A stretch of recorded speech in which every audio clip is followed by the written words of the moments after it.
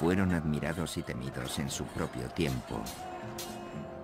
Antiguos guerreros que inventaron los campos de entrenamiento de reclutas, el asalto frontal, la educación subvencionada por el Estado y un estilo de vida y una estética que aún hoy llevan su nombre. Son los espartanos, y esta es su historia. Esparta. Código de honor. Año 480 a.C. Un estrecho paso de montaña en las Termópilas, a unos 140 kilómetros al noroeste de Atenas, Grecia. Fue el momento y el lugar que inmortalizaron para siempre la esencia de Esparta. Un único acontecimiento al que las generaciones futuras se referirían una y otra vez como uno de los momentos más decisivos de la historia.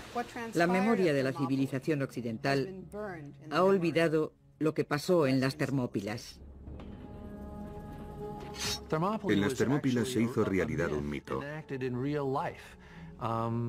Ni el propio Shakespeare hubiera podido urdir una historia clásica tan perfecta. Una falange de 7.000 soldados griegos avanzaba hacia el ejército invasor persa, formado por varios cientos de miles de hombres. Los griegos estaban en clara inferioridad numérica, pero presionaron, confiando en que los 300 hombres apostados en las líneas del frente eran capaces de llevarlos a la victoria, solo porque estos hombres eran espartanos. Un soldado espartano aislado es tan bueno como cualquier otro soldado. Pero si reunimos a un grupo de soldados espartanos, tendremos un ejército mejor que cualquier otro en el mundo. La sola vista del símbolo del ejército espartano, la lambda, estampado en una pared de escudos, a menudo bastaba para asegurar la victoria. No podía compararse a ninguna otra en el mundo. Fue la cultura militar por excelencia de toda la historia de las sociedades civilizadas. Aún en enorme desventaja numérica, los griegos consiguieron detener el ataque persa mediante un combate que se prolongó 2 días enteros. Al final, el rey de Esparta, Leónidas, reconoció que la derrota era inevitable. Ordenó entonces a los miles de soldados griegos que quedaban que pusieran a salvo sus vidas. Pero hasta el último de los 300 espartanos mantuvo su posición y luchó. Solo porque eran espartanos. La resistencia en las Termópilas alimentó la moral griega y encolerizó a los persas, que recibieron un claro mensaje: no os mezcléis con nosotros. La resistencia de los espartanos en las Termópilas se convirtió en el clásico ejemplo de caso en el que se pierde la batalla pero se gana la guerra. Las Termópilas han permanecido en la historia como algo grande, casi como una palabra clave para referirnos al concepto de entregar la propia vida, incluso desafiando a la muerte. Aquellos soldados lucharon con ahínco en una batalla perdida, solo para defender su dignidad y su país. Se convirtieron en la fuerza militar más impresionante que el mundo haya conocido. Para producir este tipo de hombres, hombres que luchaban tan metódicamente enfrentándose a una muerte inminente, se requería una sociedad muy especial. Los espartanos son el reflejo de un aspecto crucial de la naturaleza humana: la búsqueda de la pureza, del orden, de la armonía. Una búsqueda que nos da el valor suficiente para no temer a la muerte, que nos impulsa a luchar a cualquier precio por un ideal como la libertad. Si bien hoy se piensa en Atenas como en la cuna de la civilización occidental y el cénit de la cultura griega, era Esparta a quien muchos de los griegos de la Edad de Oro dedicaban su admiración. Estaban verdaderamente considerados como el sumum de la civilización griega, pero representaban una utopía en el sentido de que estaban entregados al ideal de virtud, de servicio a la comunidad, de desinterés y de unidad. Lo que más valoraban las ciudades-estado griegas era la libertad respecto al intervencionismo exterior, el sentido de pertenecer a un sitio y el éxito en la batalla. Esparta era rica en estos 3 valores. Durante el dominio de Esparta, la antigua Grecia era un conjunto de más de 1000 comunidades con gobierno propio, denominadas ciudades-estado. Una ciudad-estado es una ciudad que a todos los efectos prácticos funciona como un estado o un país con su gobierno propio, su ejército propio, su armada propia y sus propias leyes. Estos estados se distribuían por todas partes. Muchos de ellos fueron muy significativos para la cultura griega. Los orígenes de Esparta se remontan al siglo XII a.C., época de grandes cambios en el mundo antiguo, cuando el poder egipcio languidecía y daba paso al florecimiento del segundo imperio babilónico. Según la leyenda griega, Esparta nació fruto de la violencia y la conquista, cuando en el 1150 a.C., los invasores del norte, que se creían descendientes de Hércules, iniciaron su avance hacia el sur para reivindicar lo que ellos consideraban tierras de sus ancestros. Cuando el rey Lacedemón tomó la península central, le puso Laconia en su propio nombre. A su capital principal la nombró Esparta, como su reina. Durante casi 400 años, hasta el 750 a.C. aproximadamente, Esparta fue el núcleo religioso, cultural y de gobierno de Laconia. Florecieron entonces la música y las artes. Son célebres los maravillosos coros de mujeres espartanas. Además, Esparta contaba con una magnífica cerámica con la que comerciaban y eran famosos por sus trabajos en bronce. Estos son ejemplos muy tempranos de arte lacónico. No se han encontrado restos de bellas artes espartanas que puedan datarse después del siglo VII a.C. Es como si el pueblo de Esparta hubiera dejado simplemente de dedicarse a ello. El abandono de este tipo de artes visuales que contemplamos por todas partes representa claramente una decisión tomada a conciencia. Fue una decisión que coincidió con el momento crucial de la historia de Esparta, el periodo conocido como las Guerras de Mesenia. Todo comenzó con una explosión demográfica que obligó a Esparta a buscar nuevas tierras y nuevos recursos alimenticios. Solucionaron el problema anexionándose un país entero, un país que era más grande que Esparta tanto en territorio como en población. Este capricho del destino determinaría el curso de la historia de Esparta para los siguientes 300 años. La tierra que eligieron para conquistar fue Mesenia, una comunidad dórica aislada en la parte occidental. No había nada que hiciera de Esparta un caso particular y extraño hasta la conquista de Mesenia y la historia posterior. Mesenia contaba con ricas tierras de cultivo y una floreciente economía agrícola. Allí es donde crecen hoy en día los famosos olivos de Kalamata. Además, Mesenia se encontraba rodeada por abundantes reservas de hierro, el material más preciado por los griegos para el equipamiento militar. Esparta necesitaba Mesenia, pero los mesenos no se rindieron fácilmente. Se produjo una guerra larga y cruel. Los espartanos no consiguieron sofocar ni fácil ni rápidamente la resistencia de los mesenos. La dificultad inicial era simplemente topográfica. Había que atravesar el monte Taygeto, un pico de unos 2.500 metros, pero por supuesto no iban a remontarlo sino a rodearlo, lo cual supone dar más vuelta y una marcha muy larga. Estaban muy lejos de la base. El pueblo de Mesenia se encontraba en proceso de creación de su propia cultura como ciudad-estado. Resistieron, intentaron conservar su independencia, pero los espartanos acabaron derrotándolos.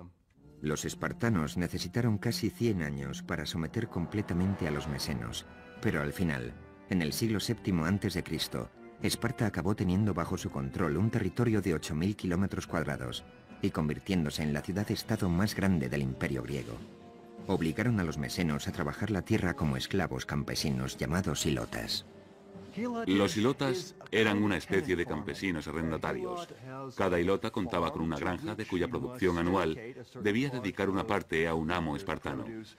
Cada amo espartano estaba a cargo de una granja de hilotas. Pero el hilota no era posesión del amo como esclavo en toda regla, ya que no podía ser vendido ni comprado. Ninguna otra ciudad-estado intentó esclavizar a todo un pueblo griego. Mesenia contaba con 250.000 habitantes aproximadamente y la sociedad espartana estaba formada por unos 10.000 soldados espartanos, así que estaban en clara desventaja numérica. Esparta debería considerarse como un país bajo sitio, comparable en cierto modo a la actual Israel, salvando las numerosas diferencias, por supuesto. Pero espartanos e israelíes tienen en común que no podían permitirse el lujo de ignorar sus necesidades de seguridad. La situación requería que los espartanos remodelaran su sistema de arriba a abajo. Redactaron nuevas normas que controlaban cada aspecto de las vidas de sus ciudadanos. Era una población griega dedicada por entero al arte de la guerra. Según el historiador griego Plutarco, el arquitecto de esta nueva ciudad-estado fue un legislador espartano llamado Licurgo. Se sabe que Licurgo viajó por todo el Mediterráneo, recogiendo lo mejor de los sistemas militares de Creta, Jonia y Egipto. Además, recibió inspiración divina del oráculo de Delfos, donde, según se cuenta, Apolo le transmitió directamente su consejo. A partir de estas nuevas directrices de disciplina, Esparta poco a poco fue transformándose en una gran sociedad militar.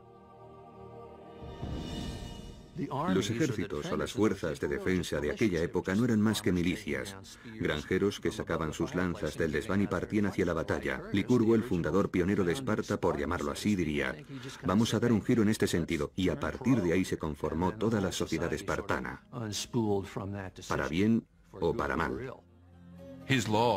Sus leyes fueron acatadas porque las dictaba el oráculo de Delfos, que exigía su cumplimiento, como si de normas divinas se tratara.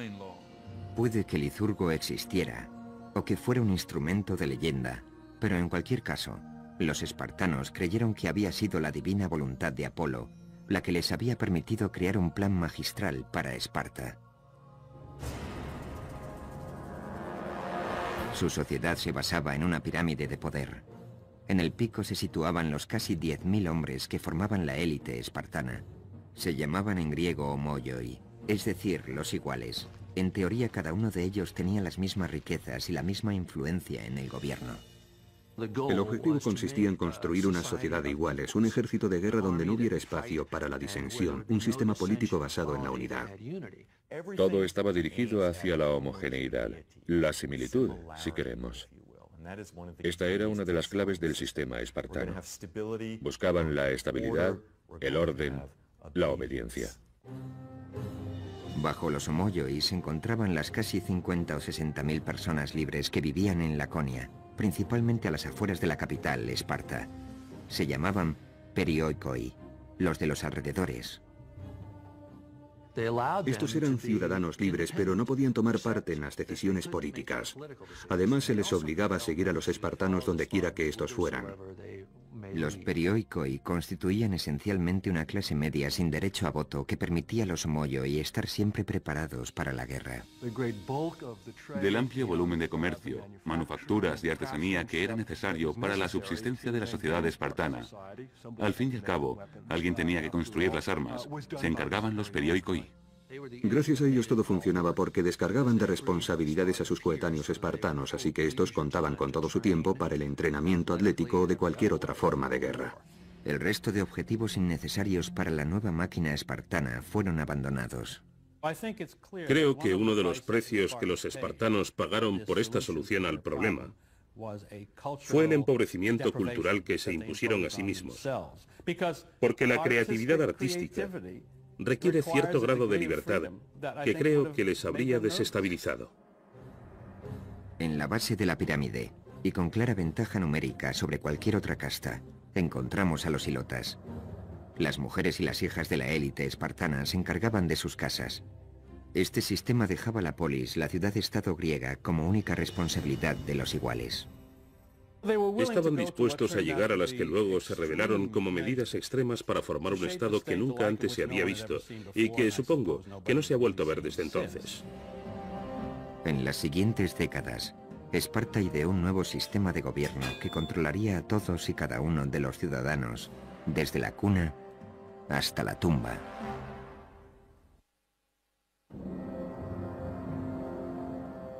En el siglo VII a.C., Esparta era un caso único entre los cientos de ciudades-estado que rodeaban el Egeo. En todas las polis griegas, el Estado ejercía un control sobre las vidas de sus ciudadanos mucho mayor del que actualmente estaríamos dispuestos a tolerar. Pero Esparta lo superaba con creces. En ninguna otra ciudad-estado el intrusismo del gobierno alcanzaba el nivel que en Esparta. Era un control desde la cuna hasta la tumba. De hecho, era en la cuna donde se tomaba la primera medida sobre los futuros espartanos. Nada más nacer, El gobierno examinaba a cada bebé de la élite para determinar si debían permitirle vivir. Los bebés que no llegaban al nivel superior eran expuestos, eufemismo espartano para referirse al acto por el que a los niños imperfectos se les dejaba morir abandonados en la cima de una montaña. Parece algo exageradamente cruel, pero el objetivo era producir soldados. Y eso era lo que pretendían de cada recién nacido. Necesitaban los mejores hombres, así que creo que no les parecería reprobable porque criaban a los mejores y a los más fuertes. También las niñas debían pasar por el proceso de aprobación de la Junta de Supervisores, que decidía si debían vivir o ser abandonadas en el pico de una montaña.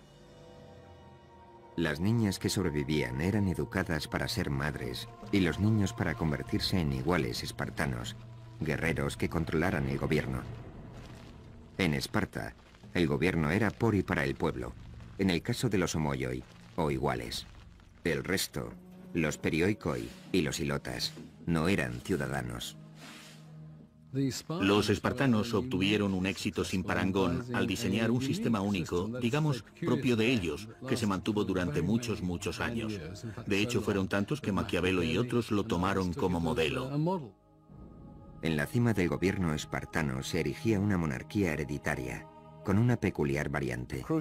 El punto de partida clave, que parece ser el aspecto más antiguo de su constitución, es que no tenían un rey, sino dos. Es verdaderamente extraño. La mayoría de las ciudades griegas recuerdan aquellos tiempos en los que tenían rey, y muchas de ellas conservan la figura de una especie de jefe religioso al que en ocasiones se le denomina el rey. Sin embargo, los espartanos tenían dos reyes con verdadera autoridad en la sociedad, tanta como para liderar los ejércitos, una autoridad profundamente religiosa. La razón que justifica esta característica es el control mutuo entre los reyes. Así se evitaba la concentración de poder en un solo hombre.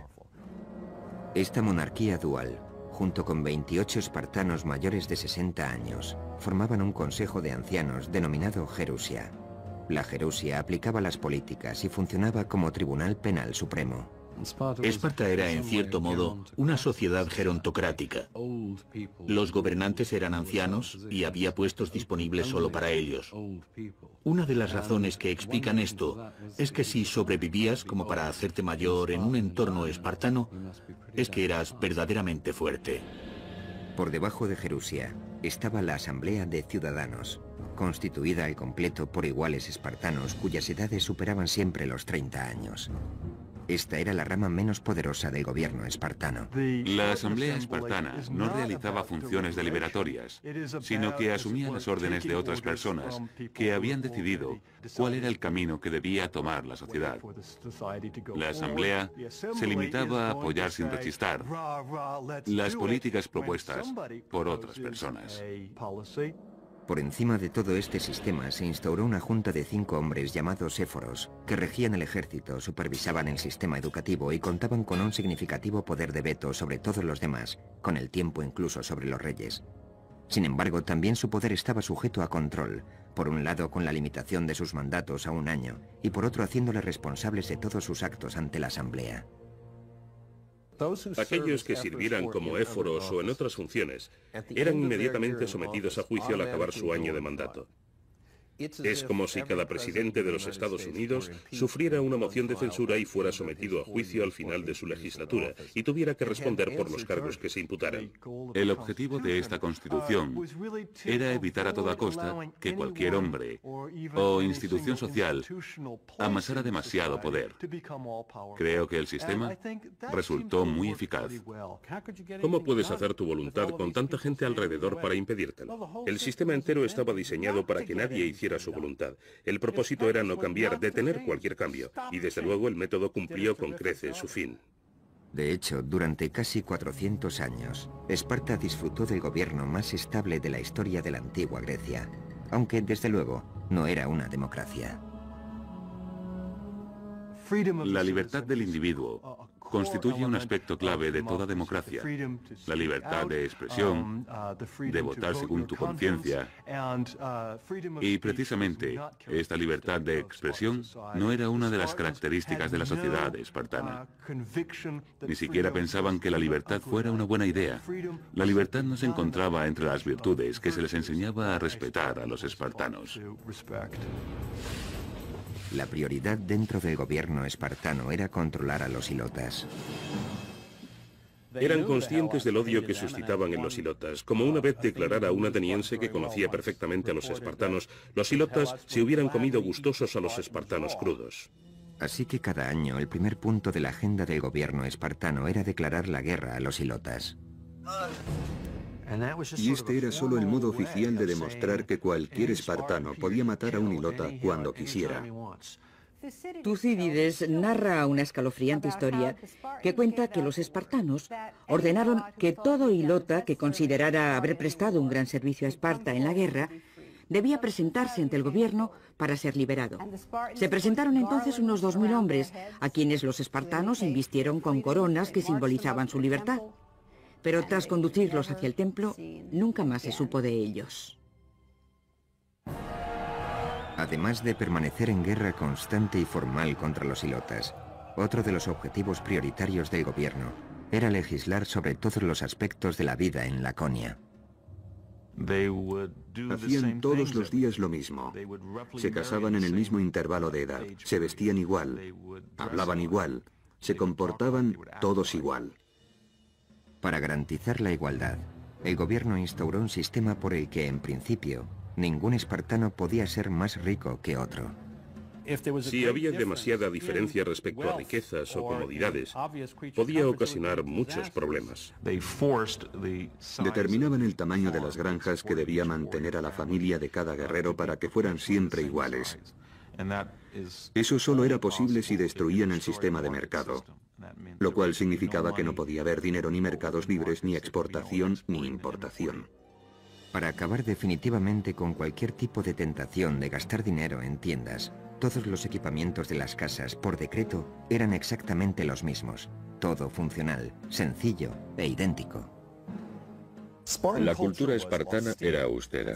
De ahí que empleemos el término espartano para referirnos a la austeridad o a lo estricto hoy en día. En Esparta estaba considerado como inaceptable que la gente rica se distinguiera en el modo de vestir. Reinaba la austeridad y la igualdad. En Esparta todo el mundo llevaba ropa de género republicano. Si lo analizamos fríamente, los uniformes en los colegios de hoy en día responden más o menos a la misma idea, que la ropa no sea motivo de desigualdad. Incluso el discurso de la élite lacónica tenía que ser austero. Los espartanos estaban entrenados para ser hombres de pocas palabras. Ello concordaba con la sencillez y la fuerza de los guerreros espartanos. El discurso lacónico era ideal para tomar decisiones automáticas en el campo de batalla. Sin embargo, no lo era tanto para relajarse y reflexionar sobre la perspectiva de conjunto, y ese era uno de los principales problemas que tenían los espartanos. Para mantener este sistema en pie, la posición de Esparta respecto a política exterior era igualmente lacónica: no mezclarse con extraños. No querían que nadie supiera demasiado sobre Esparta. Más aún, no querían que los propios espartanos supieran demasiado acerca del resto del mundo. Querían conservar sus tradiciones, su sentimiento nacionalista, y la manera de conseguirlo no era precisamente mezclándose con otros. No abandonaban su territorio casi nunca, y en aquellas ocasiones en las que tenían que hacerlo debido a alguna actividad militar que les obligaba a dejar sus casas por un tiempo, casi siempre acababan comportándose como si se hubieran vuelto locos, porque no sabían asimilar el cambio. Si todo este control parecía exageradamente intrusista, lo era, pero el dominio del gobierno sobre la sociedad estaba perfectamente aceptado en la vida de la antigua Grecia. Cuando los griegos hablaban de política, no se referían únicamente a la Constitución, una mera organización política. Consideraban que un régimen era una organización social, cultural, una organización que abarcaba todos los aspectos de la vida. El régimen espartano refleja perfectamente este concepto. El primer medio adoptado para adoctrinar a los espartanos en esta nueva sociedad era un sistema educativo que preparaba a los niños desde los 7 años para que se convirtieran en máquinas de matar. El éxito de Esparta dependía de un control muy estricto sobre la sociedad. Durante un periodo de más de 100 años, en el siglo VII a.C., Esparta se dedicó a inventar y perfeccionar el primer sistema de ingeniería social del mundo. El control del Estado empezaba al nacer. Los niños, que no daban la talla, eran asesinados. A los superiores se les adoctrinaba, se les entrenaba y se les formaba para convertirlos en una fuerza militar que debería controlar a los ilotas, el pueblo esclavizado de Mesenia. Al tener una población poco numerosa esclavizando a una más numerosa, resultaba imprescindible, según el modo de ver espartano, que cada espartano fuera cualitativamente superior a 10 o 12 mesenos. El único modo a partir del cual podían alcanzar a su entender ese grado de preparación militar era unar a todos los jóvenes en un grupo, darles un entrenamiento común y hacerlo desde muy temprana edad.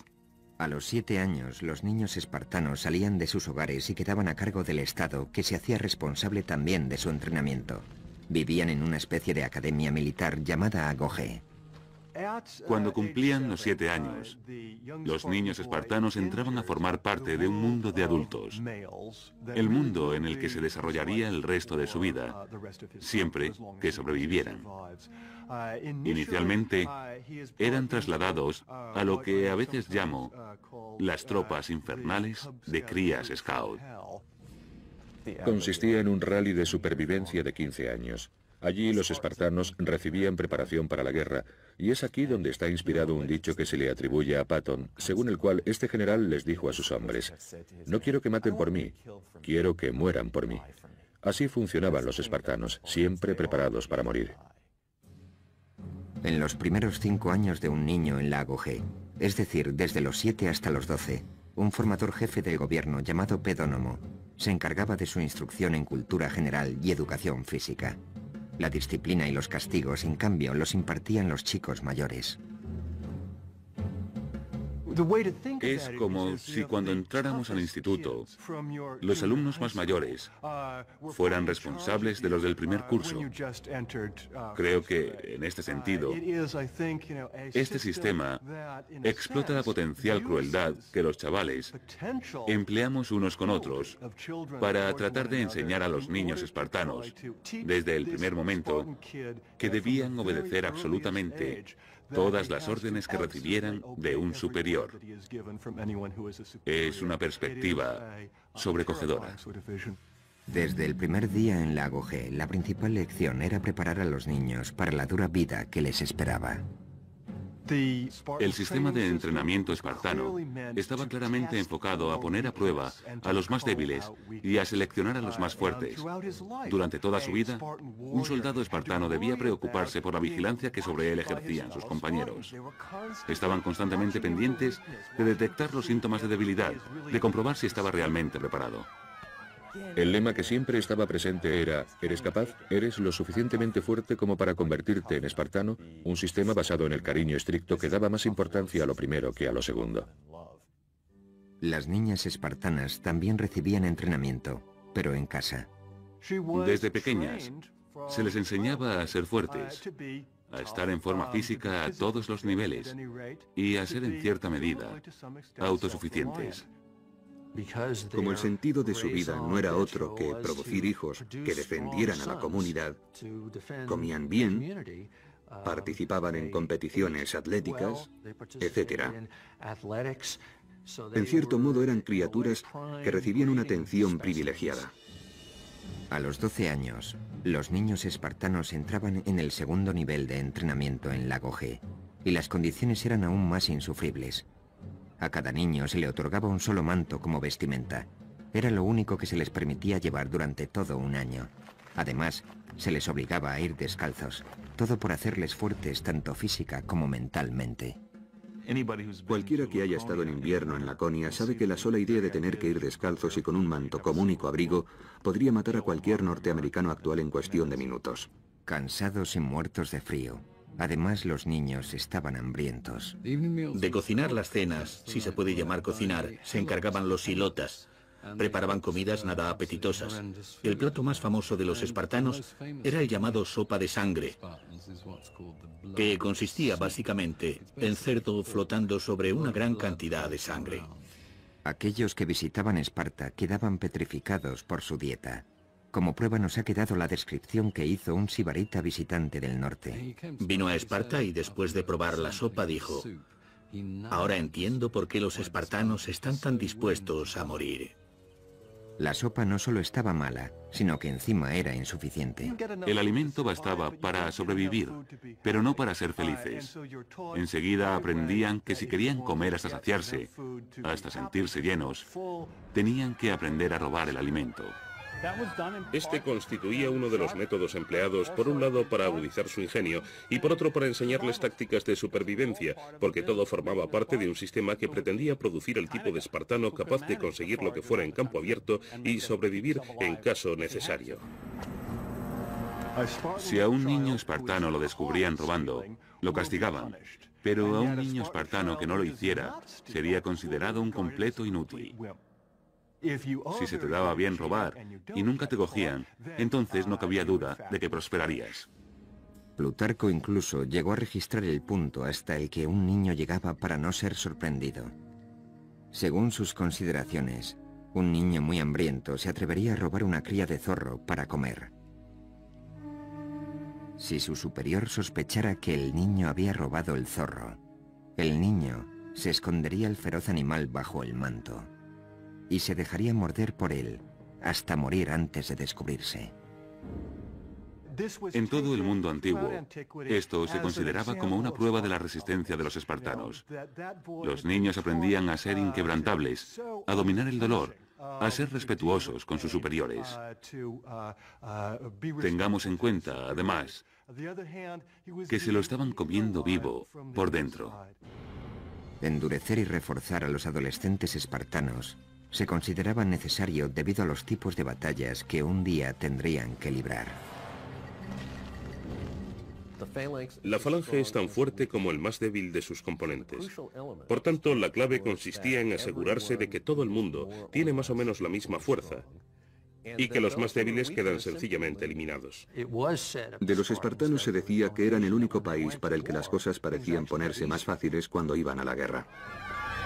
La vida en Lago G era un continuo proceso de selección. A los niños se les exigía que pasaran una prueba tras otra, de fuerza, de flexibilidad, de resistencia y de astucia. Los fallos se castigaban muy duramente.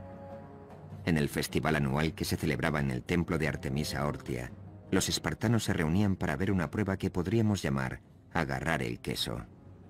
Los jóvenes de Esparta se dividían en dos grupos. Uno intentaba robar el queso que se apilaba sobre el altar y otro, armado con látigos, intentaba impedírselo. En esta especie de melee, en ocasiones incluso se producía alguna muerte. Muchas cosas por las que los jóvenes espartanos estaban obligados a pasar parecen presagios de los aspectos más crueles de las novatadas que se hacen en nuestros días. De hecho, había muchos niños espartanos que cuando las pruebas finalizaban no las habían podido pasar y habían perecido.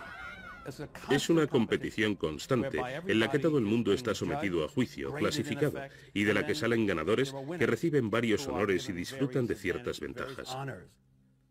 Así que ahí tenemos a los espartanos, entrenados para ser iguales a los demás, para sacrificar todo por el bien común y a la vez para ser superiores a la generalidad. Para aconsejarles en su camino durante el entrenamiento, a cada chico espartano se le ordenaba tomar un mentor, un hombre mayor cuya relación con el niño se prolongaría de por vida. El mentor asumía la responsabilidad de supervisar al niño que estuviera a su cargo, de asegurarse de que el entrenamiento era el adecuado y de comprobar que tanto sus modales como el carácter del niño recibían la atención necesaria. En la actualidad, los expertos se encuentran debatiendo acerca de si la intimidad de esa amistad incluía o no relaciones sexuales. En muchas situaciones en las que las mujeres quedan excluidas de participación, ya sea en el ejército o en cualquier otro campo, creo que existen muchas más posibilidades de que se den relaciones homoeróticas. Se supone que cualquier posible relación sexual que hubiera existido siendo niño el estudiante se terminaría al alcanzar la edad adulta. Pero también se supone que seguirían siendo muy amigos. Y esa red de amistad entre personas que han sido mentores y pupilos o amantes era parte del nexo que mantenía tan unida la sociedad espartana. Así que siempre que el ejército espartano partía para la guerra, habría hombres que tendrían la relación personal más íntima posible entre sí, lo cual les mantendría igualmente unidos en el campo de batalla. La cuestión de la cohesión de las unidades pequeñas, es un aspecto crucial en el arte de la guerra. ¿Puede alguien imaginarse algo más unido que una tropa formada por hombres de este tipo? A medida que un espartano se hacía mayor, iba introduciéndosele en dos nuevas y distintas, pero eminentemente prácticas experiencias: el matrimonio y el asesinato a sangre fría.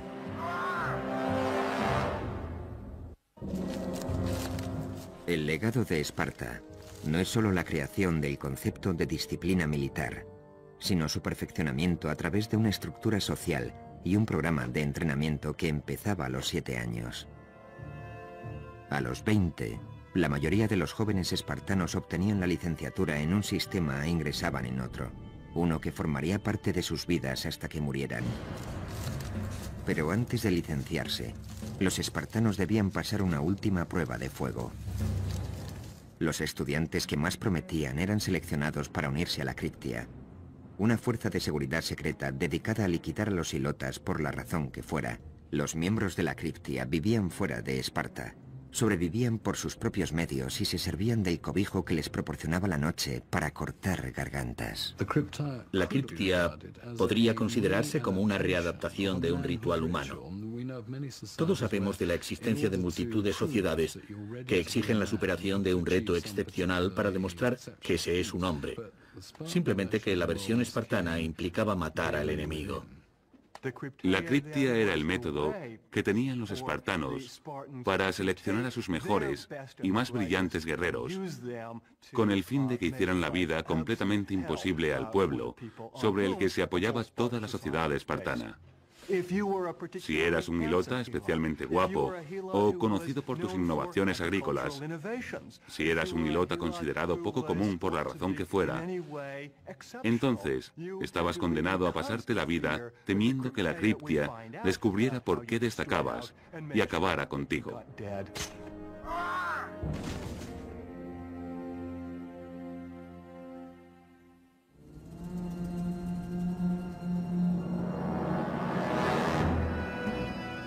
Tras su paso por la Criptia, los jóvenes espartanos se unían a pequeños regimientos de 15 miembros cada uno.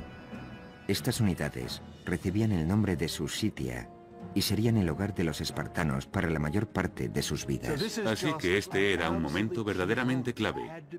Tenían que ser aceptados en un régimen, y cada cosa que hubieran hecho hasta ese momento iba destinada a ello. Aunque la primera obligación de un espartano era para con su régimen, cada hombre también debía casarse y producir hijos. Para el mundo exterior, esto podría considerarse uno de los aspectos más placenteros de la vida de Esparta, ya que las mujeres espartanas estaban consideradas como unas de las más bellas del mundo. Después de todo, Helena de Troya era de origen espartano. Pero para los hombres y las mujeres espartanos que apenas tenían contacto entre ellos de niños, el cortejo y el matrimonio constituían tan solo otra obligación más para con el Estado, que requería algunos de los rituales más extraños de la sociedad espartana. Estamos hablando prácticamente de dos sociedades distintas, y sus rituales de cortejo eran un reflejo de ello. Los matrimonios se convenían. No se celebraba ceremonia de boda. En su lugar, las nupcias tomaban forma de secuestro ritual. A la novia se le cortaba el pelo y se la vestía con un manto varonil, y luego el novio, para consumar el matrimonio, debía entrar a hurtadillas en la casa al caer la noche. Así daba comienzo el matrimonio, la vida de casados. Un modo particularmente triste, a mi entender. De hecho, el único momento en que los hombres recién casados podían acudir a su casa era por la noche, y con el solo propósito de dejar embarazadas a sus mujeres. Esto formaba parte de la ley de Licurgo, mantener la pasión viva poniéndoles difícil el encuentro a los amantes, convertirlo en una aventura, hacerles entrar a hurtadillas en secreto por la noche y luego, tan pronto como hubieran consumado su amor, el hombre debía volver al lugar donde dormía junto con los demás jóvenes. Así se dice que no era nada fuera de lo común que un marido espartano no viera a su mujer a plena luz del día hasta los 30 años. Al analizar estos controles exhaustivos sobre los impulsos humanos que formaban parte de todo el sistema, nos damos cuenta de que estamos hablando de una sociedad muy extraña. Según la ciudad-estado, el fin del matrimonio era tener hijos, preferiblemente varones. El único modo en que un espartano podía conseguir que su nombre se grabara en su tumba era haber muerto en una batalla por Esparta. El único modo en que una mujer podía conseguir lo mismo era haber muerto dando a luz. La reproducción resultaba tan importante que los espartanos recorrían distancias inimaginables para asegurarse de que sus mujeres tenían el mayor número posible de niños saludables. También se producían curiosidades muy extrañas, por cierto, como que los hombres propusieran a chicos jóvenes a quienes ellos consideraban mejor dotados para que tuvieran relaciones con sus mujeres pensando que así esa descendencia sería mejor que ellos mismos. En este tipo de tendencia eugenésica, la idea de contar con un espartano puro y de que éste debía continuar la línea genética de espartanos constituía el centro de todas las preocupaciones. Todos estos controles sobre el matrimonio y la familia estaban destinados a evitar que los hombres se distrajeran de su auténtico propósito: la instrucción y el entrenamiento, la hostigación a los ilotas y la conservación de la propia superioridad espartana. Si los espartanos pensaban en lo más profundo de su corazón que eran puramente hombres de virtud, o si en su interior se decían, ojalá pudiera pasar de vez en cuando un fin de semana en Atenas para divertirme por fin, no lo sabremos nunca. Pero lo que sí sabemos es que los espartanos crearon una imagen de sí mismos como de seres satisfechos al 100% con sus vidas perfectamente virtuosas. La gran ironía, sin embargo, fue que aunque contaban con el ejército mejor entrenado del mundo, los espartanos no lo empleaban para enfrentarse a otros ejércitos.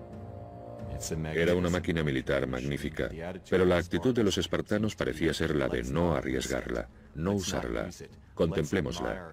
Pulamos los escudos y no los usemos a menos que sea estrictamente necesario. Fue un sistema que funcionó extraordinariamente bien en Esparta durante 2 siglos. Luego, por razones que no están del todo claras, Esparta empezó a mirar más allá de sus propias fronteras con el fin de conquistar nuevos pueblos. Quizá la máquina de guerra sufría el peligro de quedarse obsoleta por el desuso. Quizá simplemente anhelaban participar en una guerra de verdad. Los espartanos pensaban que sus 2 grandes enemigos, los argivos y los tegeos, iban a ser muy fáciles de derrotar. Además, estaban preparados para expandirse, como lo estaban para anexionar más territorios a su sistema. Al mismo tiempo, en el horizonte, empezaba a perfilarse la verdadera amenaza contra la supremacía espartana. Una nación de más de 1 millón de soldados cuyo único pensamiento era conquistar Grecia, los persas. A principios del siglo V, empezarán primero con la conquista de la parte griega de Jonia en Asia Menor y luego volverán su mirada hacia el gran continente.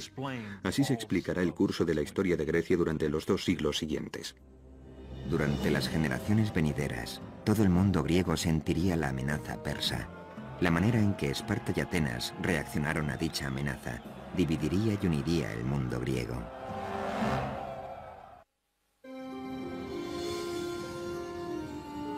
A finales del siglo VII a.C., Grecia era una enorme confederación de más de 1000 ciudades-estado, completamente independientes, cada una con su propio carácter y reputación.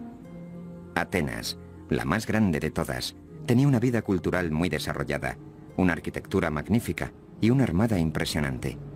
Pero Esparta, considerada por encima de Atenas por todas las ciudades-estado del Egeo, no contaba con nada de eso. Al contrario, había sacrificado la cultura en el altar de la guerra.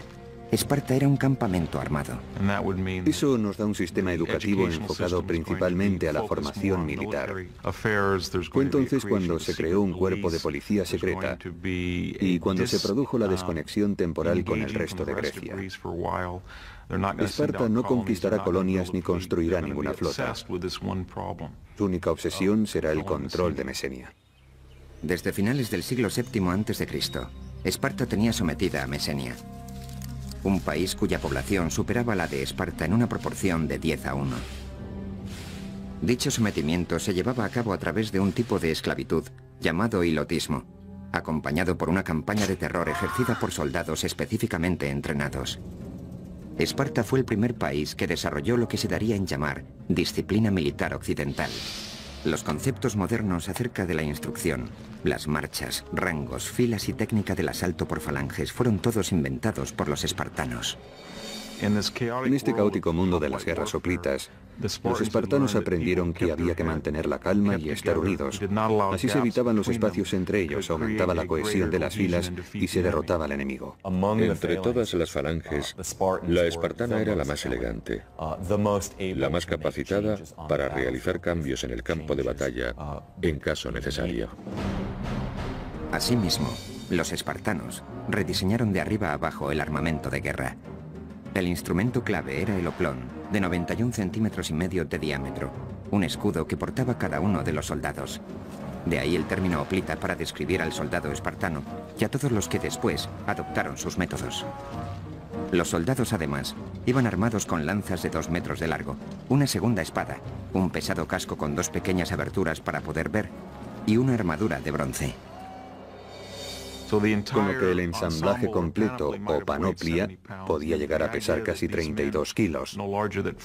En este punto puede parecer ridículo que en pleno verano hombres que no medían más de unos 70 y pesaban entre los 55 y los 59 kilos pudieran cargar con la mitad de su peso.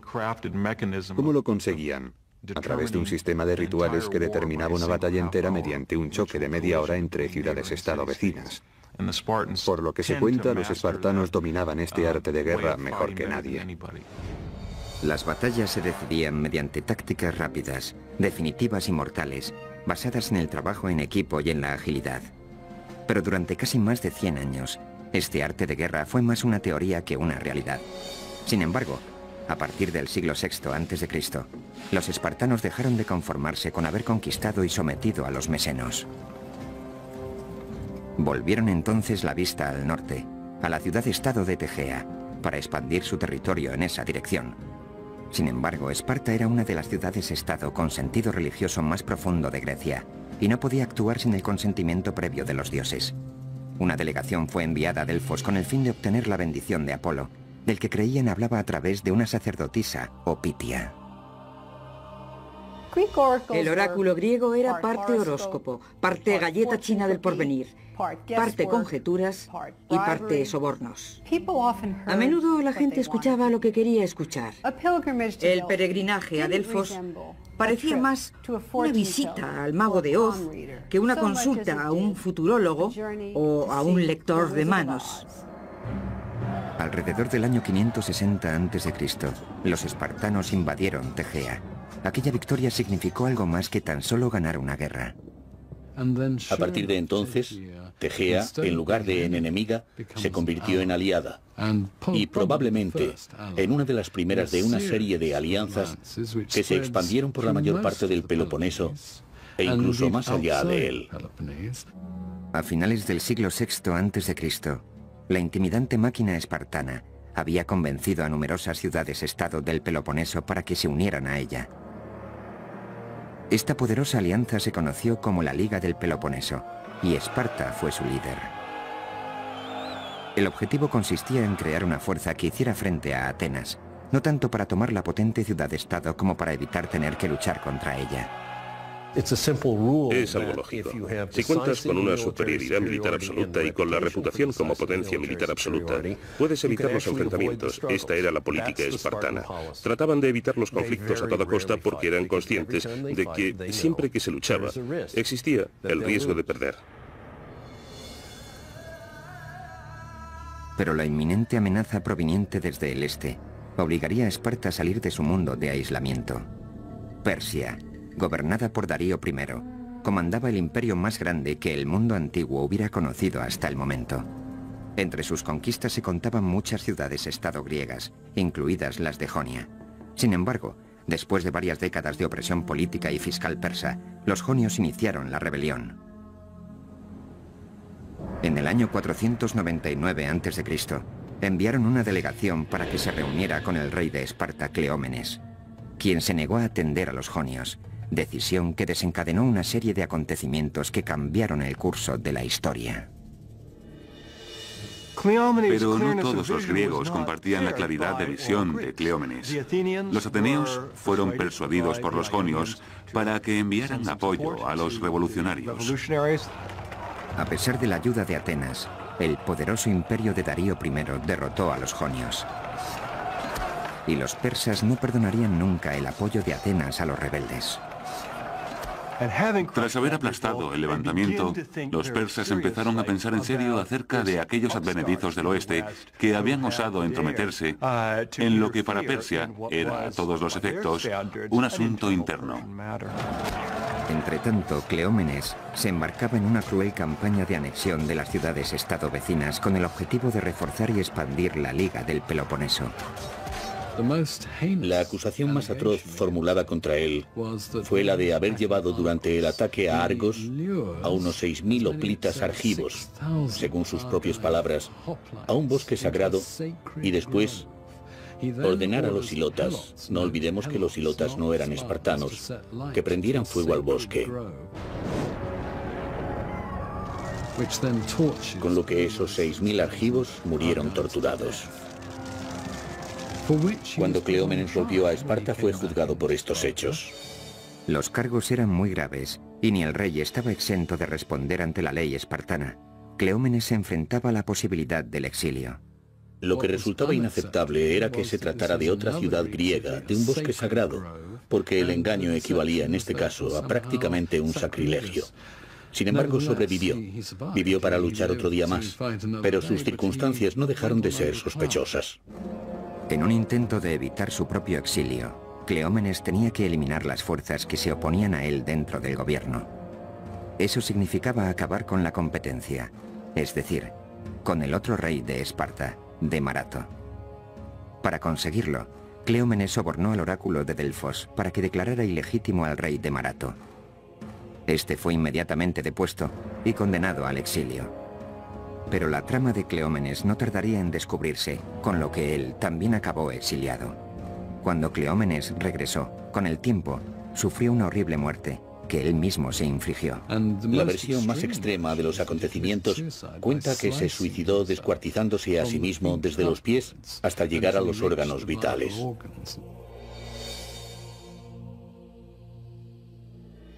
Cleómenes, que sería conocido por siempre como Cleómenes el Loco, fue sustituido por el rey Leónidas, un hombre que llevaría a los espartanos hasta donde nunca habían llegado tras enfrentar a todo el mundo antiguo en una guerra de proporciones épicas. A principios del siglo V a.C., una línea dividía las ciudades-estado griegas en dos grupos muy distanciados, las que apoyaban a Esparta y las de la órbita de Atenas. Mientras Esparta trataba de mantener su política de evitar a toda costa la guerra, Atenas empezaba a prepararse para la posibilidad de un enfrentamiento con los persas. Corrían noticias de que Darío I de Persia estaba ávido por castigar a los atenienses por haber apoyado el levantamiento frustrado de los jonios en el 499. Darío nunca olvidó aquello, nunca olvidó la humillación.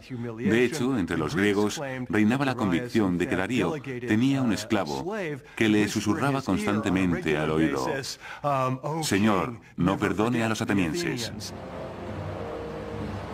En agosto del año 490 a.C., Darío I formó una pequeña flota de barcos cargados con tropas para atacar a los atenienses. La expedición persa se aproximaba a Maratón, en la costa nororiental de Ática. El tamaño y el equipamiento de la flota persa superaba con creces lo que creían tener los atenienses. Cuando los atenienses se dieron cuenta de que los persas se acercaban de verdad y de que estaban a punto de desembarcar en Maratón, enviaron a un mensajero a Esparta. El carácter de las relaciones entre esta y Atenas había ido variando, a veces amistoso, a veces lo contrario. Pero los atenienses reconocían que Esparta era la potencia militar más importante de Grecia. Según cuenta la historia, el mensajero recorrió 225 kilómetros en 2 días, solo para que los espartanos acabaran contestando que enviar tropas suponía interrumpir las fiestas cárneas, una ceremonia sagrada dedicada a Apolo. Esparta prometió enviar refuerzos cuando las fiestas hubieran acabado, 10 días después. Los atenienses tuvieron que hacer uso de todas sus fuerzas. Enviaron todos los hombres disponibles, unos 9.000 efectivos de infantería armados al completo, que se cuadraron ante las tropas persas, seguramente 2 o 3 veces más numerosas que ellos, en la llanura de Maratón.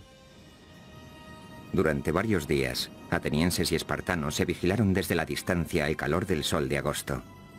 Al final, cuando empezaron a avistarse los refuerzos espartanos, el general Miltíades ordenó un ataque sorpresa sobre el enemigo. El ejército persa quedó hecho jirones. Los equipados hoplitas atenienses demostraron ser más de lo que los hombres de infantería persas, solo ligeramente armados, podían asimilar. La masacre fue irremediable. A todo esto, los atenienses habían enviado otro mensajero de nuevo a Atenas para anunciar su victoria. Tras la heroica victoria conseguida por los atenienses, llegó por fin una tropa de refuerzo de 2.000 hoplitas espartanos, pero no había quedado nadie contra quien luchar. Cuando el ejército espartano llegó a Maratón, los atenienses les mostraron satisfechos los cadáveres de los persas a quienes habían abatido con toda facilidad. Eso fue algo que los espartanos recordarían siempre. Mientras tanto, los persas empezaron a tramar su venganza. En el año 486 a.C., Darío I eligió a su hijo, Jerjes, para que lo sucediera. Jerjes planeó minuciosamente una nueva y mucho más elaborada invasión de Grecia. Un plan que tardaría años en poner en práctica. Hacia el año 481 o 480 se hizo obvio que Jerjes llevaba unos 4 años movilizando a una enorme fuerza, quizá de unos 250.000 hombres de la flota y del ejército de tierra, para incurrir en Grecia bien preparados. Ante esto, los espartanos, los atenienses y otro pequeño contingente de ciudades-estado se reunieron para programar un contraataque. Debatieron ampliamente la estrategia, antes de acabar nombrando al almirante espartano Euribíades, para comandar tanto las fuerzas de tierra como las navales.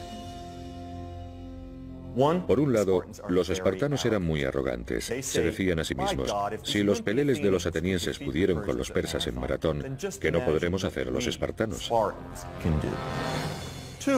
Por otro, los más cultivados pensaban, no hay por qué temer a los persas, porque aunque sean muchos, no son soldados de infantería especialmente destacables, mientras que nosotros somos los mejores del mundo.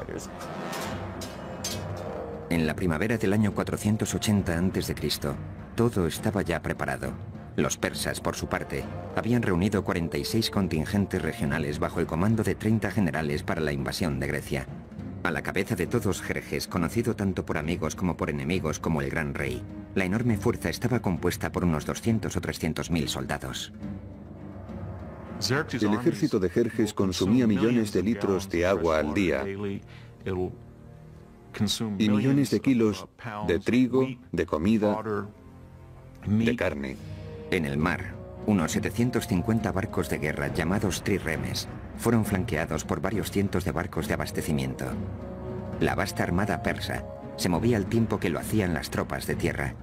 Se trataba de una maquinaria de guerra de potencia sin precedentes que requería de una planificación y una ejecución magistrales para cada acción. La dependencia que existía entre la armada persa y su ejército de infantería es un factor clave a la hora de analizar estas guerras.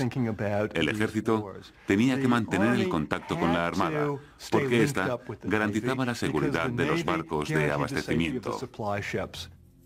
Los griegos, acostumbrados a librar batallas en las que participaban un máximo de unos pocos miles de hombres, iban a tener que enfrentarse a una interminable riada de tropas enemigas.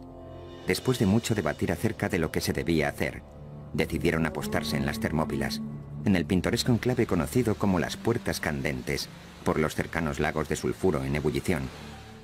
Las Termópilas eran la puerta de entrada al sur. En el 480 a.C., el paso de las Termópilas tenía unos 15 metros de anchura, con lo que constituía un punto capaz de neutralizar la enorme ventaja numérica de Jerjes. Creo que todo el mundo comprendió perfectamente lo que pasaba y entendieron que había que oponer resistencia, porque de no hacerlo, el problema no sería que los persas cruzaran este paso en particular, sino que la moral de los griegos caería en picado, lo cual los llevaría a perder la guerra. Si los griegos conseguían resistir en las Termópilas, los persas acabarían comiéndose unos a otros lejos de su casa, ya que eran como un inmenso monstruo que tenía que estar continuamente alimentándose. Los espartanos estaban al mando del rey Leónidas, un experto gracias a las muchas campañas que se habían llevado a cabo durante sus 11 años de reinado. Pero para ganar esta guerra se vería obligado a hacer el mayor sacrificio de todos. El oráculo de Delfos había pronosticado que el rey de Persia conquistaría Esparta, a menos que el rey de Esparta muriera. Leónidas era perfectamente consciente de este augurio, así como de que si los griegos oponían una contundente resistencia a los persas tras las Termópilas, se iba a producir un momento glorioso, algo que conmocionaría a todo el mundo. En un inmenso alarde de valor, Leónidas seleccionó a los hombres para la que seguro sería una misión suicida.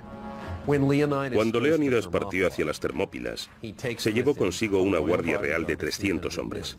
En este caso particular, sin embargo, la Guardia Real fue específicamente seleccionada. No solo se eligió a los hombres en función de sus méritos, sino teniendo en cuenta que cada uno de ellos dejara un hijo como descendencia. Creo que los espartanos sabían, así como Leónidas, que iban a la guerra a morir, y en realidad eso era para lo que habían sido entrenados durante toda su vida. Creo que asumieron el valor psicológico que esa hazaña tendría para el resto de los griegos que vinieran después. Creo que estaban representando una especie de obra que sirviera de inspiración al resto de Grecia. Para los espartanos, morir por su país era la forma más honrosa de hacerlo. En agosto del año 480 a.C., el gigante y poderoso ejército persa avanzó hasta el atajo que cruzaba la soleada llanura. Entonces se produjo un majestuoso despliegue de potencia y fuerza. El ejército persa, encabezado por Jerjes, era inmenso. Contaba al menos con 200.000 efectivos. Los griegos no superaban los 7.000, incluidos los 300 hoplitas de la élite espartana.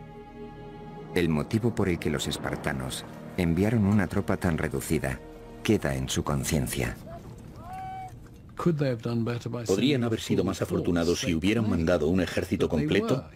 Alegaron que esas hubieran sido sus intenciones, pero que un festejo religioso les impidió enviar más que una tropa de avanzadilla. Algunos cínicos afirman que los espartanos nunca pretendieron enviar una fuerza completa, porque sabían que iban a perder. Necesitaban hacer algo destacable, un acontecimiento espectacular, así que sacrificar 300 hombres se presentaba como la solución perfecta. Los espartanos, dirigidos por Leónidas, estaban preparados para luchar hasta la muerte. Cuando Jerjes envió un mensajero, conminando a los espartanos a que depusieran las armas, Leónidas respondió con 2 palabras: molon labe, o ven tú a cogerlas. No podía haber un contraste mayor entre dos ejércitos, no podía haber un contraste mayor entre dos sociedades. Por un lado Jerjes en su trono, con secretarios tomando notas, y por otro Leónidas, al frente de sus hombres. La misión del rey Leónidas era crucial: retener a los persas el tiempo suficiente como para que los generales griegos consiguieran formar sus tropas en el Istmo de Corinto. Necesitaban tiempo para montar un contraataque a gran escala. Si al pesado ejército persa se le permitía pasar libremente hacia el sur, la zona central de Grecia caería seguida, sin lugar a dudas, por el Peloponeso. La idea de los griegos en las Termópilas era brillante: forzar un parón y crear problemas logísticos a esta especie de inquebrantable ejército. Cuando los griegos llegaron a las Termópilas, reconstruyeron la pared que había atravesado el paso. La idea era enviar por rotación unidades griegas que lucharan en la limitada zona que se extendía justo enfrente de la pared. Los persas no podrían emplear todos sus efectivos porque el terreno en el que los griegos pretendían luchar era muy reducido. Entretanto, el pueblo de Delfos consultaba el oráculo que les advertía que debían invocar a los vientos porque ellos serían los mejores aliados de Grecia. Tan pronto como hubieron tenido esta revelación, se desató una terrible tormenta. La magnífica armada persa se dispersó por la costa magnesia, que carecía de puerto, y allí perecieron más de 200 barcos. Jerjes montó en cólera ante la inesperada pérdida y quedó desconcertado por el nimio reto que se le proponía a su poderoso ejército en las Termópilas. El gran rey ordenó a un soldado de avanzadilla que reconociera el terreno y le informara de las dimensiones completas del enemigo. Cuando divisó a los espartanos, estos en lugar de estar implorando u ofreciendo su rendición o algún tipo de negociación, estaban arreglándose, peinándose, echándose aceite y abrillantando sus armas. Querían dar la idea de que esperaban esta batalla con entusiasmo, más que con terror. El jinete se quedó pasmado, sin poder creerse que esos pocos hombres fueran a intentar defender el paso. Enseguida se requirió el consejo de Demarato, el rey espartano exiliado que había huido a Persia hacía más de una década. El rey Jerjes quería saber lo resistentes que podían ser aquellos hombres. Si trajéramos a uno de ellos aquí ante el tribunal, ¿podría acabar con 10 de nosotros? Demarato le dijo que hombre a hombre no, que no era el mejor que nadie, pero que en grupo, la cohesión de la unidad que iba a defender el paso se revelaría muchas veces más potente que lo que podría parecer por su número. El mensaje de Demarato era claro: no subestimar a los soldados espartanos. Llevaban la guerra en la sangre, era su modo de vida. Todo estaba listo. Tanto las fuerzas griegas como las persas se encontraban preparadas para la batalla. Lo que iba a ocurrir después marcaría el futuro de la democracia. Año 480 a.C. El verano toca a su fin. La suerte del mundo occidental está echada. En el estrecho paso de las Termópilas se han formado las líneas de la batalla que enfrentará a Grecia y a Persia. 300 espartanos, junto con sus 7.000 aliados griegos, se han atrincherado y están listos para enfrentarse a un ejército persa de al menos 200.000 efectivos. Para los espartanos se presenta como una misión suicida, pero deben parar a los persas para que Grecia pueda preparar el contraataque. Cuando el rey Leónidas partió para defender el paso de las Termópilas y supo que le esperaba la muerte, su mujer, Gorgo, al despedirse le preguntó si tenía instrucciones para ella. Leónidas le dijo que se casara con un buen hombre y tuviera hijos sanos. Así eran los espartanos, siempre dispuestos a morir, preparados para morir. Consideraban que morir en combate por su país era algo verdaderamente glorioso. Así pues, en nombre del honor y de la gloria, los soldados espartanos resistieron desafiantes y serenos, incluso preparados para abalanzarse sobre la inmensa fuerza persa, de cuya presencia les había puesto sobre aviso la avanzadilla de reconocimiento. Les dijo: los arqueros persas son tantos que cuando disparan sus flechas nublan el sol. A lo que otro espartano, Diéquenes, respondió: bueno, pues libraremos la batalla en penumbra. El 18 de agosto del año 480 a.C., 4 días después de haber llegado a las puertas candentes de las Termópilas, los dos bandos se hallaban listos para el combate. El aplastante número de efectivos persas les permitió contar con toda la seguridad que un ejército podía desear. Pero las tropas bronce y carmesí espartanas se erguían desafiantes, dispuestas a luchar. Normalmente conocemos formaciones de 8 filas. El motivo que lo justifica es que las primeras 2 o 3 filas luchan porque las lanzas son muy largas. Sin embargo, la función de las filas de atrás consiste tan solo en empujar a las de delante. Así que la cohesión y el empuje de las filas de atrás resultan absolutamente tan cruciales como la destreza y la valentía de los hombres del frente. Pronto los persas se dieron cuenta de que su aparente ventaja numérica no era tal en la práctica. Una vez que se ha asumido que no es posible maniobrar y que los jinetes persas no van a poder hacer nada, entonces ya tienes el embudo. Sabes que has empujado a toda esa gente hacia un cuello de botella. Los persas tuvieron que atravesar el bronce y el hierro, cosa que nunca antes habían hecho. Los cortaron a pedazos. En los estrechos confines del paso, el pesado armamento griego, sus largas y afiladas lanzas y sus enormes escudos demostraron ser bastante eficaces contra el armamento ligero y las cortas lanzas de los persas. Fue algo escabroso. La gente gritaba, defecaba, orinaba, caía al suelo derribada, era pisoteada. Las lanzas iban rompiéndose. La batalla se convirtió en una auténtica carnicería. La falange griega era prácticamente impenetrable, y nada más caer la tarde, el campo de batalla ya parecía el infierno. Todo el paso estaba cubierto de cadáveres, y los espartanos no mostraban síntomas de desfallecimiento. La falange espartana funcionaba casi como un cuerpo de ballet, con esa agilidad de acción, esa habilidad para ejecutar con rapidez las decisiones en el campo de batalla y para moverse como una unidad. Estas eran algunas de las cosas que hacían de los espartanos unos soldados tan formidables. Jerjes estaba decidido a destruir la falange espartana y a detener el baño de sangre. Ordenó a sus guardaespaldas personales, conocidos como los Inmortales, que participaran en la lucha. Solo ellos contaban con armas capaces de hacer frente al armamento pesado de los griegos, pero no fue suficiente. Un enfrentamiento salvaje dejó a las tropas de élite del rey completamente destrozadas. Viendo cómo un velo de muerte se cernía sin piedad sobre ellos, tuvieron que detener la lucha y retirarse. La mentalidad y la ideología hoplitas puede resumirse en una sola frase: mantenerse firme o mantener la posición. La aportación de los espartanos es esa solidez, ese ser fuertes como una roca. Al caer la noche, Jerjes abandonó el combate. Su bestia colosal cayó de rodillas. Las pérdidas persas se contaban por miles. A través de la llanura ensangrentada, los griegos atendían a sus víctimas mucho menos numerosas. Leónidas caminaba entre los muertos, perfectamente consciente de que en cuestión de horas sus hombres correrían la misma suerte.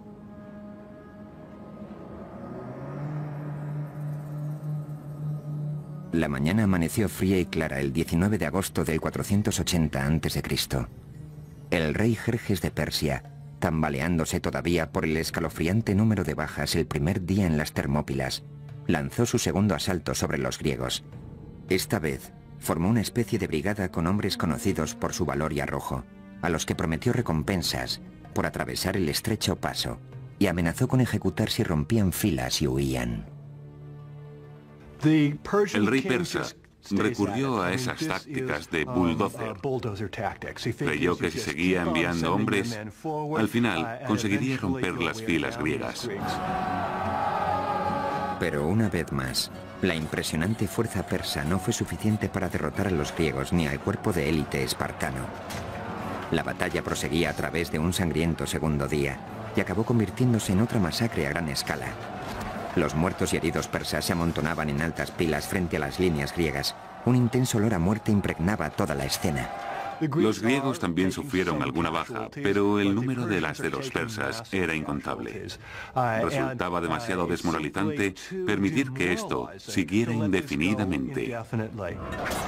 Desde su dorado trono en lo alto de la montaña, Jerjes observaba cómo sus mejores tropas sufrían salvajes pérdidas. Al rey no le quedó otra opción que recurrir a otro desafortunado ataque. Después de todo, el rey persa podía permitirse 50 bajas por cada una de las de los griegos sin acusarlo gravemente. Pero también era verdad que si por cada baja griega había 50 persas y eso se prolongaba durante mucho tiempo, la moral de su ejército se vería irremisiblemente afectada, así que tenía que encontrar otro camino.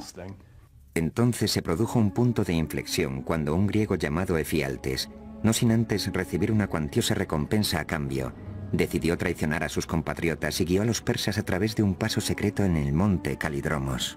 En griego, el nombre de Efialtes se ha convertido en la palabra más común de todos los tiempos para referirse a las pesadillas. Es la palabra griega para pesadilla. El camino que Efialtes mostró a los oprimidos soldados persas les permitió rodear el contingente griego, una táctica con la que Jerjes creía que iba a acabar venciendo por fin a sus enemigos. Los inmortales persas ascendieron a hurtadillas por la noche, y al amanecer, el sonido de sus pisadas sobre las hojas secas anunció su llegada al otro lado. Las puertas candentes se habían convertido en una trampa mortal para los espartanos, con abruptos acantilados y el océano a un lado, las montañas a otro, y los soldados persas concentrados frente a ellos y ahora también detrás. En este punto, Leónidas analizó la situación. Era el comandante en jefe de la zona de combate, así que ordenó la retirada al conjunto de griegos en las Termópilas. Los espartanos se quedarían con él. Hasta el último de ellos permaneció en su posición. Después de girar las tornas en el paso, llegó el tercer día, uno de los más memorables de la historia griega. Cansados y heridos, los dignos soldados espartanos hicieron uso por última vez de su pesado armamento. Mientras se preparaban para morir, el rey Leónidas pronunció sus últimas palabras. Desayunen copiosamente, señores, porque esta noche cenaremos todos en el infierno. En ningún momento se planteó rendirse, sino que luchó hasta que no quedó ni un solo hombre. Cuando el sol asomó entre las colinas, los espartanos y los pocos aliados que quedaban estaban siendo atacados por todos lados. No por ello dejaron de luchar con valor, lanzándose con fiera desesperación hacia el sangriento campo de batalla. Entonces el rey Leónidas fue herido de muerte, y los espartanos pelearon salvajemente para hacerse con el cadáver, y consiguieron sacarlo de allí. Al final, la noche del 20 de agosto del 480 a.C., los espartanos realizaron su último y desesperado intento de resistencia. Según se cuenta, sus armas estaban destrozadas, así que se deshicieron de ellas. Sus escudos resquebrajados, sus armaduras deshechas, se sirvieron entonces de sus dientes, de sus manos. Se enfrentaron a puñetazos a los miles de persas que consiguieron rodearlos en una colina, y no queriendo desperdiciar más efectivos, enterraron a los griegos en un mar de flechas.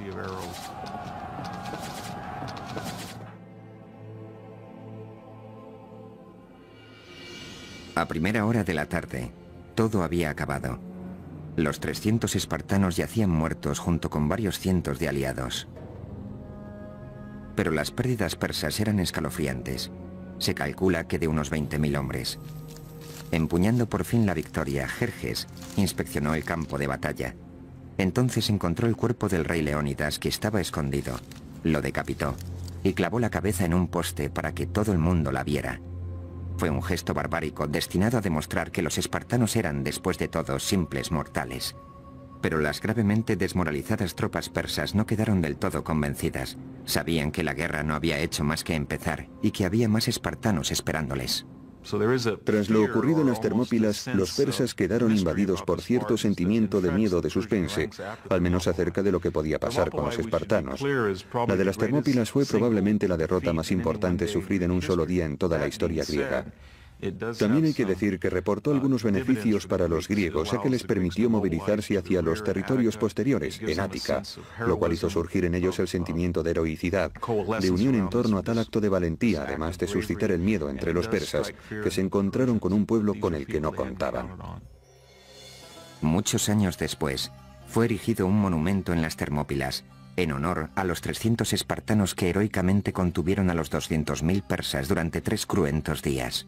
Aquí, sobre una piedra sin ningún tipo de adorno, hayamos grabado un clásico y sencillo epitafio. Extranjeros de paso, decidles a los espartanos que aquí, obedientes a nuestras leyes, yacemos. Hace hincapié en el hecho de que, independientemente de las percepciones o ideas de cada uno, las leyes espartanas dictaban que aquellos soldados permanecieran allí en ese momento. En cierto sentido, los espartanos necesitaban algo así. Necesitaban una batalla espartana de maratón. Necesitaban un acontecimiento al que poder referirse para demostrar que la virtud espartana era absolutamente inquebrantable. Incluso, aunque no vencieron, obtuvieron una victoria moral porque murió hasta el último de sus hombres. Lo que ocurrió en las Termópilas ha quedado grabado en la memoria de la civilización occidental. Después de la caída del Álamo, el periódico local de Nacogdoches, Texas, declaró que las Termópilas ya tenían su equivalente. Ahora, con la brecha en la primera línea de defensa griega, los persas tenían libertad para avanzar hacia el sur, a través de Ática, aplicando la táctica arrasar e incendiar, sin respetar a nada ni a nadie. Cosechas y granjas enteras invadidas por las llamas, estatuas de dioses demolidas, templos destruidos, incluso la Acrópolis fue víctima del fuego. Cuando empezó a correr el rumor por Grecia de que todo el país estaba ardiendo, muchos atenienses estuvieron al borde de la sublevación. Nunca hubieran podido imaginarse que las tornas iban a dar un determinante giro. En las últimas décadas del siglo V a.C., todas las fuerzas de Grecia se unieron rápidamente en contra del enemigo común, el aparentemente invencible ejército persa, formado por más de 200.000 efectivos. Tras la batalla de las Termópilas en el año 480 a.C., el ejército y la armada persas tenían camino libre para avanzar hacia el sur, hacia Atenas. La moral griega aparecía por los suelos y la derrota inminente. Entonces decidieron confiar en un astuto y respetado comandante ateniense llamado Temístocles. Y el poderoso comandante decidió evacuar el interior del país y trasladar al pueblo a la isla de Salamina, confiando la esperanza de Grecia en una batalla naval. Entonces los atenienses determinaron abandonar su territorio con la intención de evitar enfrentarse a los persas en una especie de batalla a la desesperada en tierra. Sin embargo, más que abandonar su territorio, lo que hicieron fue enviar a las mujeres y a los niños a campos de refugiados al sur de Grecia, tras la muralla del Istmo, y enfocar todas sus expectativas en su armada. Bajo la oscuridad de la noche, la armada griega se embarcó hacia la bahía de Salamina, a unos 97 kilómetros al sur por la costa. Debido a su estrecho canal, Temístocles estaba convencido de que Salamina constituía un punto ideal para contrarrestar la superioridad numérica y la gran movilidad de la flota persa. Temístocles era consciente de que si batían a la armada persa, vencerían la guerra, o al menos darían un gran paso en esa dirección porque el ejército persa dependía significativamente de su armada. La armada griega estaba en posición. Temístocles diseñó una inteligente táctica para llevar al rey Jerjes a dar un paso fatal. Temístocles le envió un esclavo que le dijo que el rey quería ser su amigo, que había visto la luz y que para demostrarlo le informaba de que si atacaba en ese momento podría capturar a toda la flota griega. En una carta entregada por un esclavo, Temístocles explicaba los planes para el abandono griego de Salamina, que se llevaría a cabo al cobijo de la noche del día siguiente. Jerjes creyó que era su gran oportunidad. Después de todo, ya tenía experiencia con los traidores. Efialtes había aparecido en el momento justo en las Termópilas y ahora aparecería otro, Temístocles. Convencido de que la armada griega estaba sumida en el caos más absoluto, Jerjes decidió que era el momento justo para atacar. Y así lo hizo. Jerjes lanzó la flota persa contra la griega en las estrechas aguas que rodean Salamina. Es decir, hizo justo lo que Temístocles esperaba. Temístocles conocía estas aguas a la perfección y había colocado su flota de manera que la estrechez pudiera servirle de ventaja.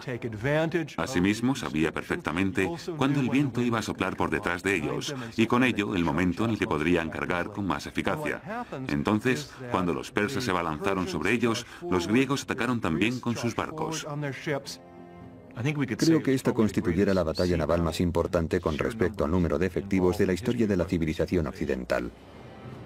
Mientras la flota griega avanzaba como un pulpo gigantesco desde su guarida de rocas, el rey Jerjes se encontraba a salvo en su trono dorado en las alturas del monte Egeleo. Para cuando se quiso dar cuenta de que su poderosa vanguardia estaba atrapada, tenían la soga echada al cuello. La ventaja numérica de los persas, 400 trirremes frente a los 300 griegos, quedó neutralizada por los reducidos estrechos. Todo el contingente quedó atrapado rápidamente en una especie de tapón. Los barcos persas fueron privados de su capacidad de maniobra. Una vez que consiguieron convertir la batalla en una embestida y hacer algunas incursiones, la flota persa, que ahora perecía ahogada, se convirtió en su mejor aliada. Los barcos griegos enviaron marinos, hoplitas, que saltaban de barco en barco, dejando tras ellos una estela de sangre. Probablemente el índice de bajas de esta sea el más grande que se haya producido en una única batalla naval en toda la historia. El número de persas que se ahogaron en la costa de Ática ascendería hasta los 60.000. Fue un desastre sin precedentes para los persas y una victoria rotunda para los griegos. Los cadáveres y los restos de los barcos no dejaban ver el agua. Los persas perdieron unos 200 barcos, mientras que los griegos solo unos 40. Jerjes estaba encolerizado y humillado. Como resultado de la batalla de Salamina, Jerjes y todo su ejército tuvieron que salir de Grecia. Era imposible dejar a su ejército en Grecia a menos que pudiera garantizar su reabastecimiento. Con la pérdida del control en el mar, la pérdida de dominio sobre el agua, resultaba muy arriesgado. Así que tuvo que evacuar al grueso de su ejército. Pero el primo de Jerjes, el general Mardonio, fue designado personalmente para dirigir la guerra en Grecia. Con una fuerza de primera formada por 30.000 hombres, Mardonio se trasladó hacia el norte, hacia Tesalia, donde contaban con suministros suficientes para que sus hombres sobrevivieran al invierno. Entretanto, volvía a surgir el recelo entre Atenas y Esparta. Los atenienses, que sufrieron el mayor número de bajas en las batallas navales, esperaban un quid pro quo por parte de los famosos soldados hoplitas espartanos y querían que lanzaran un asalto en tierra contra los persas. Mardonio supo de las profundas desavenencias que separaban a su enemigo e intentó aprovecharse de ellas. Uno de los vasallos de Jerjes, un rey macedonio, fue enviado a informar a atenienses y espartanos de que si se iban sin más, Jerjes los trataría con dignidad. Los atenienses, creyendo que así obligarían a Esparta a movilizar su máquina militar al completo, consideraron el trato. Los atenienses dejaron que a Esparta llegara la velada amenaza de que si no venían para defender Ática, si no se movían hacia Beocia, ellos se rendirían. O peor, los atenienses insinuaron lo impensable, una alianza con Persia. En este punto, los impasibles y escurridizos embajadores espartanos decidieron que el juego de ajedrez político debía terminar. Los griegos se unirían para librar la batalla definitiva contra Persia, cerca de la ciudad de Platea. Tenían que ir todos en la misma dirección. Fue entonces cuando el liderazgo espartano saltó a primer plano. Los espartanos estaban ahora bajo las órdenes no de un rey, sino de un regente, Pausanias. En el verano del 479 a.C., las fuerzas persas habían visto su número reducido en más de 50.000 efectivos. Hacia el sur, Esparta movilizó a 5.000 de sus mejores soldados y Atenas contribuyó con una tropa adicional de unos 8.000. Entonces, los espartanos armaron a 35.000 hilotas mesenos, ofreciéndoles la libertad a cambio de su arrojo en el campo de batalla. Pausanias parecía tener una capacidad nata para organizar. Tenía mucha visión militar y algo quizá más importante, un sentido único para mantener unido de manera diplomática a este inmenso ejército en conflicto interno constante que era la fuerza griega. Seguramente nadie más que un espartano podría haber conseguido sacar todo adelante en tales circunstancias. Durante 11 días, los comandantes rivales se mantuvieron en sus respectivas posiciones sobre la llanura de Platea. Mardonio y la caballería persa, al norte, Pausanias y la infantería griega, al sur. Finalmente, en los albores del día siguiente, los persas rompieron aquella quietud lanzando un contundente ataque. La caballería persa tenía capacidad para infligir verdaderos daños iniciales sobre las fuerzas griegas. Los griegos se vieron obligados a volver a desplegar sus tropas. Aunque los 5.000 hoplitas espartanos solo suponían el 10% de la fuerza aliada, su disciplina, su resistente armadura y sus afiladas lanzas hacían que su presencia fuera abrumadora. Creo que una vez que los persas decidieron atacar a la infantería sobre la llanura de Platea, no había más que Mardonio o lo que el más alto mando persa pudiera hacer, porque al final iba a ser una cuestión de hombres con barras de mimbre y lino intentando cargar contra filas de lanzas. Y no había ejército en el mundo capaz de hacerlo a excepción del espartano. La feroz contienda crecía en intensidad, y los espartanos, armados hasta los dientes, convirtieron el campo de batalla en un reguero de sangre. Los persas fueron descuartizados como ganado. Los espartanos constituyeron la clave del éxito griego en la batalla de Platea. Fue una batalla hóplita, y los espartanos contaban con el ejército hóplita más potente de Grecia. Lucharon con todas sus fuerzas. Si Salamina representa la victoria por excelencia de los atenienses, una victoria en el mar, Platea es la victoria por excelencia de los espartanos, la victoria en tierra. Todo acabó cuando el general persa Mardonio murió. Los hombres de su guardia personal huyeron para salvar la vida, mientras que los pocos soldados persas que quedaron fueron esparcidos a los 4 vientos. Las pérdidas griegas fueron mínimas, alrededor de los 1000 hombres. Sin embargo, las tropas persas, que una vez alcanzaron los 50.000 efectivos, sufrieron una derrota definitiva. Como fuerza de combate, dejaron de suponer una amenaza, terminando así para siempre con el sueño del rey Jerjes de conquistar Occidente.